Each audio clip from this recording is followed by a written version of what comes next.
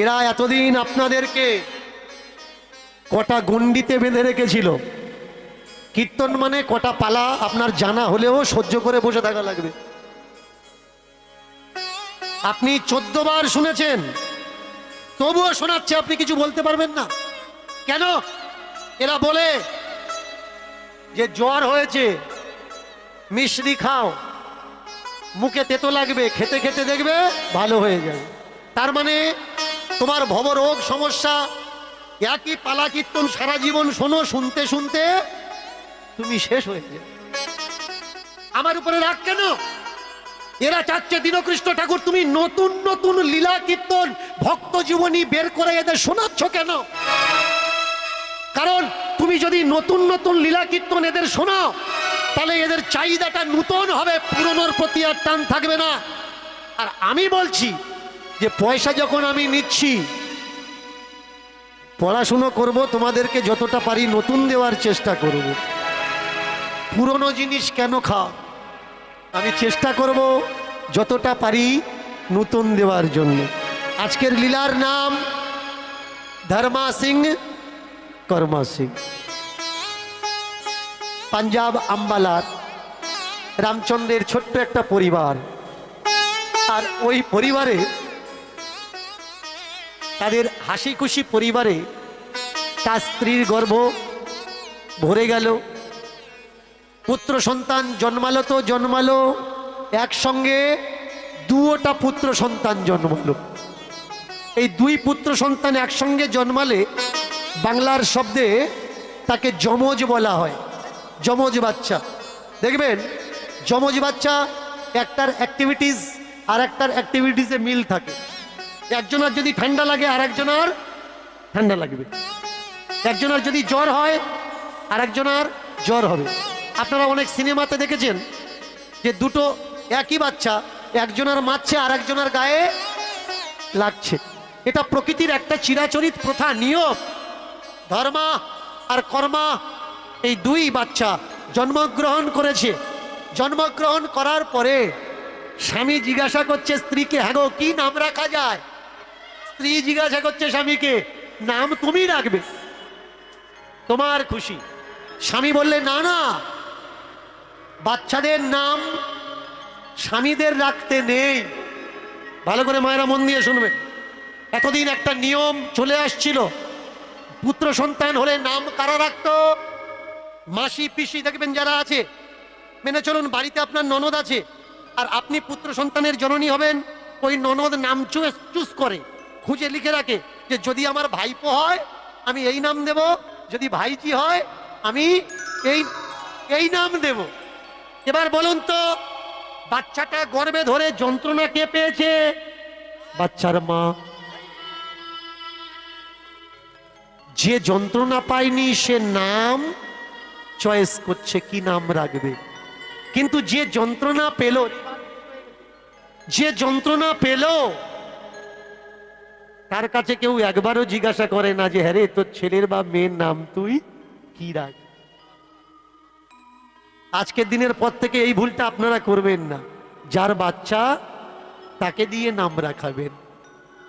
আজকে রামচন্দ্র সিং এর পত্নী বলে উঠল তুমি নাম রাখো, কিন্তু স্বামী বলে উঠল না না, নাম আমি না, নাম রাখার দায়িত্ব তোমার, তুমি নাম রাখো। বলল দেখো সংসারে দুটো জিনিস বড় মাইনে রাখে, সেটা কি?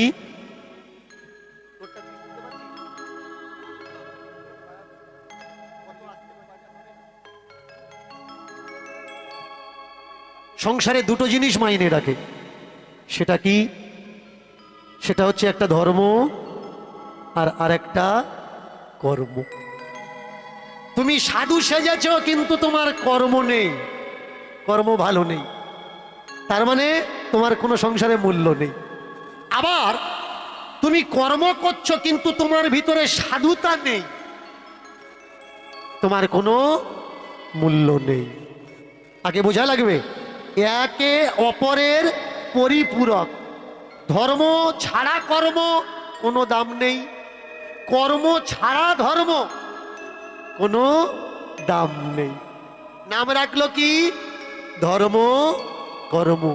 বিধির বিধান এমন পেয়েছে মানব জনম, বিধির বিধান এমন পেয়েছে মানব জনম, বিধির বিধান এমন পেয়েছে মানব জনম, বিধির বিধানে পেয়েছে মানব জনম, বিধির বিধান এমন পেয়েছে মানব জনম, বিধির বিধান এমন পেয়েছে মানব জনম। একই সাথে ধর্ম কর্ম, একই সাথে ধর্ম কর্ম, আর একই সাথে ধর্ম কর্ম, একই সাথে ধর্ম কর্ম, ও ভাই একই সাথে ধর্ম কর্ম, একই সাথে ধর্ম কর্ম, ও ভাই একই সাথে ধর্ম কর্ম, একই সাথে ধর্ম কর্ম। আহা বিধির বিধান এমন পেয়েছে মানব জনম, বিধির বিধান এমন পেয়েছে মানব জনম, বিধির বিধান এমন পেয়েছে মানব জনম, বিধির বিধান এমন পেয়েছে মানব জনম। দু ভাই ধর্ম কর্ম, দুই ভাই ধর্ম কর্ম, আর দুই ভাই ধর্ম কর্ম, দুই ভাই ধর্ম কর্ম। তারা মায়ের কোলে খেলা করে, মায়ের কোলে খেলা করে, তারা মায়ের কোলে খেলা তারা করে, মায়ের কোলে খেলা করে, ঠিক যেন কৃষ্ণ বলরামের মতো মায়ের কোলে খেলা করে, ঠিক যেন কৃষ্ণ বলরামের মতো মায়ের কোলে খেলা করে, ঠিক যেন কৃষ্ণ বলরামের মতো মায়ের কোলে খেলা করে। ঠিক যেন কৃষ্ণ বলরামের মতো মায়ের কোলে খেলা করে। প্রকৃতির নিয়ম মেনে তারা বড় হয়, প্রকৃতির নিয়ম মেনে তারা বড় হয়, প্রকৃতির নিয়ম মেনে তারা বড় হয়, প্রকৃতির নিয়ম মেনে তারা বড় হয়।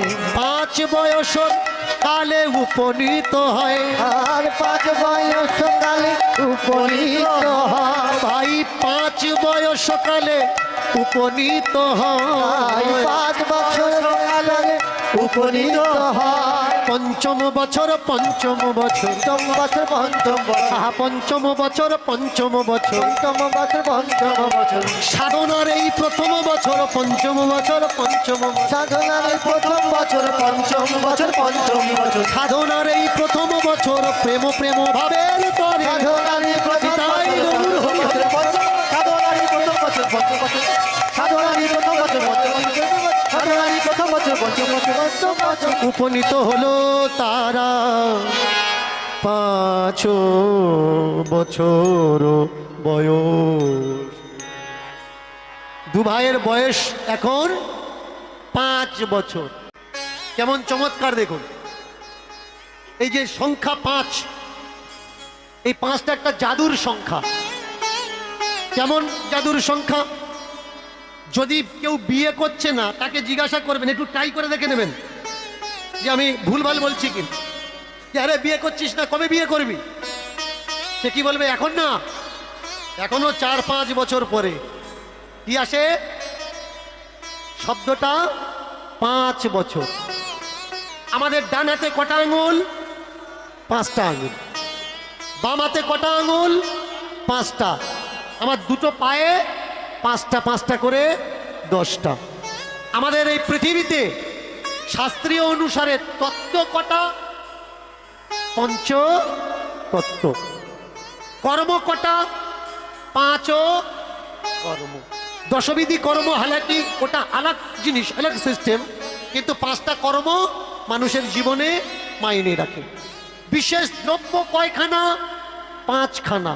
পঞ্চ দ্রব্য, পঞ্চ গব্য, পঞ্চ ফল, পঞ্চ মিষ্টি। এই 5ই হলো মানুষের জীবনের শুরুয়াত। পঞ্চতত্ত্বে মানুষের আগমন হয়, আবার পঞ্চতত্ত্বে মানুষের গমনও হয়। ক্ষিতি অফ তেজ মরুত বোম। মারা গেলে কি বলে? পঞ্চ প্রাপ্ত নাতি হয়েছে। এই 5 আমাদের জীবনে মাইনে রাখে। আমাদের জীবনে প্রথম বিচার আসে কোথায়? এতদিন আপনারা শুনেছেন শিশুরা কি হয়? সহজ আর সরল হয়। এটা সব থেকে বড় মিথ্যে কথা ভাই। শিশুরা সহজ আর সরল হয় না। শিশুরা প্রচন্ড পরিমাণে স্বার্থী হয়। কিরকম স্বার্থী হয়? বাচ্চার বাবার গায়ে হাত দিয়ে বলবেন এটা আমার বাবা, ওই বাচ্চা হাতটা সরিয়ে দিয়ে বলবেন না এটা আমার বাবা। কি বলবে? না এটা আমার বাবা। তার মায়ের গায়ে হাত দিয়ে বলবেন এটা আমার মা, ও তখন ছুটে এসে বলবে না এটা আমার মা। সহজ আর সরল কে হয়? কারোর মাকে যদি কেউ মা বলে যে এটা আমার মা, যে সরল মানুষ সে বলবে হ্যাঁ ওটা আমারও মা, ওটা তোমারও মা। কিন্তু বাচ্চারা কি করে? না এটা আমার মা। তার থালাতে কারোর খাওয়ার অধিকার নেই। এটা আমার থালা, এটা আমার জামা, এটা আমার প্যান্ট। এটা বিশেষ কত বছরে হয়? 5 বছর বয়স। একটু লক্ষ্য করবেন আর আমার কথাগুলো বাস্তবের সঙ্গে মিলিয়ে নেবেন। এই 5 বছর বয়সে আসে আমার আমিত্ব। আর এই 5ম বছর বয়সে বাবা মার কর্তব্য কি? বাচ্চাকে আমার আমিত্বটাকে সরিয়ে সার্বজনীন জ্ঞান তাকে প্রদান করা। 5 বছর বয়সে বাচ্চাটা আমার করছে, আর বাবা মার কর্তব্য কি হবে? বাবা মার প্রথম কর্তব্য বাচ্চাকে আমার শেখানো নয়, সবার শেখানো। কারণ এই পৃথিবীটা শুধু আমার নয়, সবার। অধিকারটা শুধু আমার নয়, অধিকারটা সবার। সবার সমান বাঁচার অধিকার, সবার সমান চলার অধিকার, সবার সমান বলার অধিকার। বাবা মাকে বলে শোনো গো, এই বাচ্চাকে কেমন প্রেম দাও, এই বাচ্চাকে বিচার বুদ্ধি দাও। এই জগতে গুরুকে আমরা মনে করি যে কানে মন্ত্র দেয় তিনি গুরু হয়। হ্যাঁ এ কথাটা সত্য।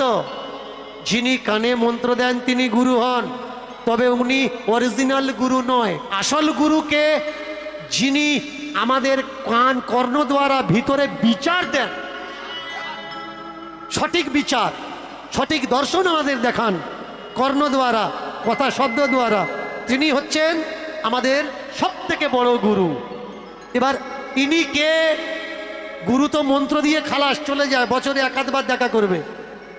কিন্তু বাবা মা 5 বছর বয়সে যদি আমরা ঝগড়াঝাটি করে ফিরেছি, আমার জীবনে হয়েছে, আপনাদের জীবনে কি কি হয়েছে আমি জানি না। আমার জীবনে যদি কোনো ঝগড়া অশান্তি করে বাড়িতে ফিরতাম, বাবা মাকে এসে বললে উল্টে আবার আমাদের ঝগড়া করেছিস কেন, আর করেছিস যদি কেঁদে বাড়ি এসে আমাকে বলছিস কেন?